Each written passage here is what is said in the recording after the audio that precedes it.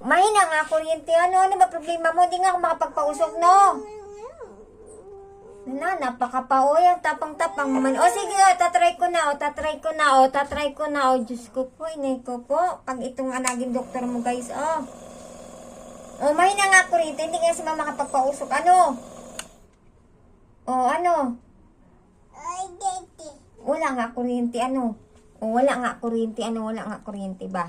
Ang tapang-tapang mo, sinasampan mo pa ako, Kuryente nga, mahina nga kuryente. Tingnan mo, electric pa ng ikot ang electric pa natin, sobrang hina, tingnan mo yung nasa likod mong electric pa niyan, Kaya ba ng nebulizer ko?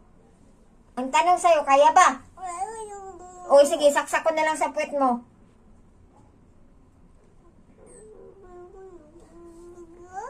Hinihiringan lang ako sa'yo. Sige, kapang ano dyan sige, manapak ka. Nananapak pa yun, guys. Hindi siya sinusunod.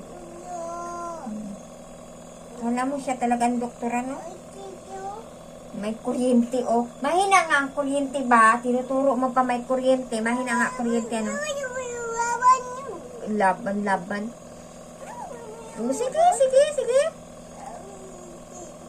Iwanan kita dito. Kala mo, pag sige mo akong palo. Mahina nga kuryente, Hindi nga gumagana, Guys. Okay, mapausok. Happy Monday, guys. Iba talaga pakiramdam ko, guys. Kaya magpausok, guys. Ito, may kasama akong bata, guys. Ayan, kumakain sa kulit.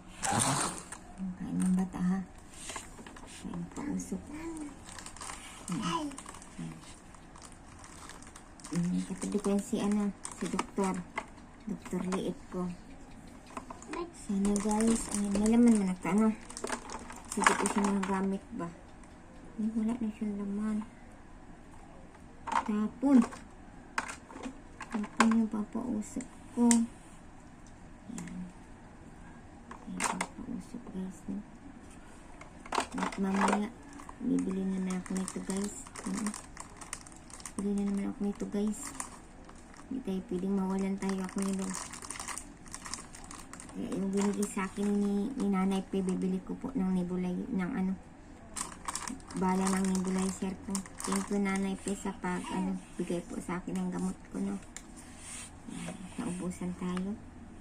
Nakakagastos din ako nito ng 200, guys. Kasi ang isa nito is 30 pesos. Ito binibili namin. Kasi ito ay hiyang talaga ako sa 30 pesos na bala nito. Ayan.